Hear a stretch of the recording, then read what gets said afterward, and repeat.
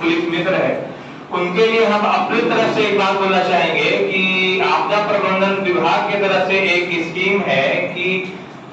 हम यहाँ से जिला से कुछ वॉलंटियर्स को सेलेक्ट करेंगे, चयनित करेंगे और उनकी बिल्टा में एनडीआरएफ की टीम ट्रेनिंग करेगी, उनको ट्रेनिंग किया जाएगा। इस चीज के लिए हमारे जो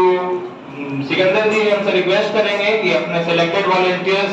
सिर्फ एक दो प्रखंड से नहीं, हर प्रखंड से दो दो चार चार की लिस्टिंग कर लें, ताकि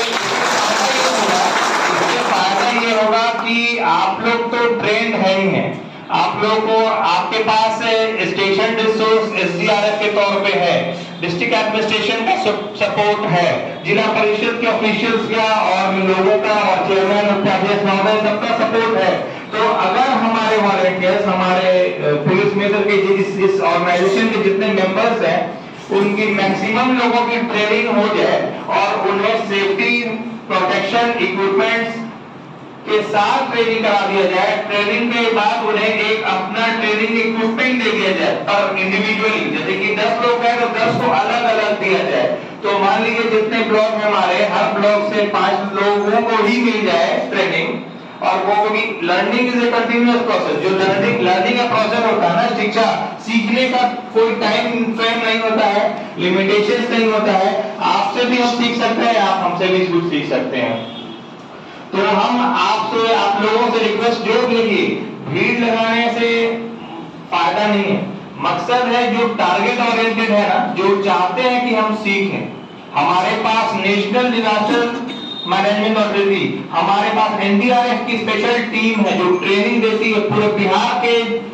जितने जिले हैं वहां से सिलेक्टेड वॉलंटियर्स डिस्ट्रिक्ट एडमिनिस्ट्रेशन की तरफ से सिलेक्शन किया जाता है उन लोगों का, और जो ऑर्गेनाइजेशंस में काम करते हैं जो डेडिकेटेड है, डेडिकेटेड का मतलब समझ रहे हैं आप लोग, जो एकदम जुझारू है कि हमें करना है, हमें समाज के लिए करना है, मेहनत करना है, बुरे वक्त में साथ देना है। अगर हर एक अंचल में, हर एक ब्लॉक में 4-4 या 5-5 ही वॉलंटियर्स हमारे ट्रेंड हो जाए तो उनको एसडीआरएफ की इमरजेंसी में रिक्वायरमेंट तुरंत नहीं होगी, क्योंकि जो हमारी टीम रहेगी 4 लोगों की टीम जरूरी नहीं है। क्योंकि एक छोटा सा एग्जांपल दे रहे हैं हम अभी कुछ दिन पहले चेरिया बरियारपुर से पहले आगे एक खुदावनपुर ब्लॉक है, आप लोग जानते होंगे, वहां एक वर्कशॉप था, वहां हम गए थे, ब्लॉक प्रखंड सभागार में हो रहा था। तो वहां बात हुई तो हमने बोला कि देखिए ड्राउनिंग से बेगूसराय में डूबने से बहुत मृत्यु होती है, और वो जो रेशियो है ना जो बच्चों का है, 8 साल से 14 साल के बच्चे ज्यादा है, बूढ़े लोग भी हैं उसमें लिस्टिंग में, लेकिन सबसे ज्यादा ग्राफ देखा गया है बच्चों का है। तो हमने उन्हें गाइड किया, सजेस्ट किया वहां के लोगों को कि अगर हम लोगों के बीच में ये संदेश दे दे, क्योंकि वहां पे गंडक है, वहां पे बूढ़ी गंडक उधर से गुजरती है, और अगर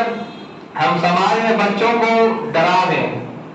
क्योंकि अगर एक छोटा सा झूठ बोल के 10 लोगों, 20 लोगों, 1000 लोगों की जिंदगी बचाया जाए, तो भगवान, हमको तो इतना यकीन है कि 2-4 झूठ बोल के किसी की जान बचाया जाए हमेशा के लिए, तो वो झूठ भगवान माफ कर देगा। तो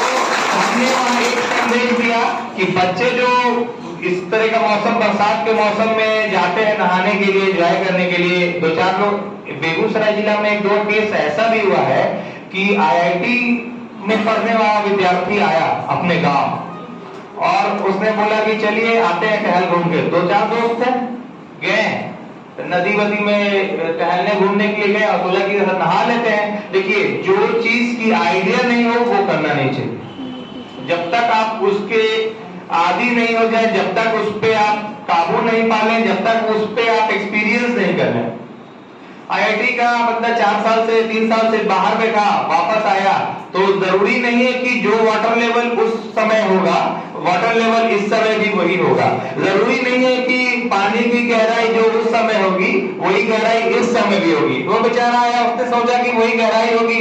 बचपन में तो नहाते ही थे, 10वां 12वां तो खूब नहाया, चलो फिर नहाते हैं, 2-3 दोस्त सब साथ में आए। बेगूसराय की घटना है।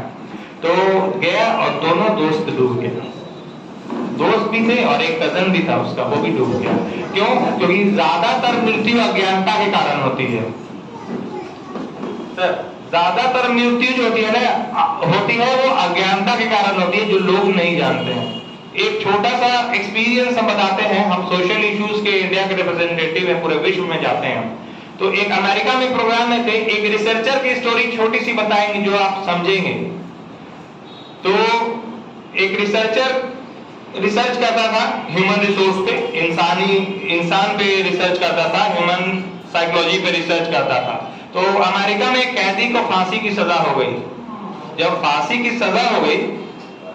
तो रिसर्चर ने बोला कि गवर्नमेंट से रिक्वेस्ट किया कि सर ऐसी बात है कि 2 दिन में इस बेचारे को फांसी की सजा होनी है, तो एक काम कीजिए, रिक्वेस्ट करते हैं, हाथ जोड़ते हैं आपसे, बॉन्ड वॉन्ड लिखवा लीजिए, इसको कुछ नहीं करेंगे, आधा घंटे का समय मेरे को दीजिए, इसके साथ बिताएंगे,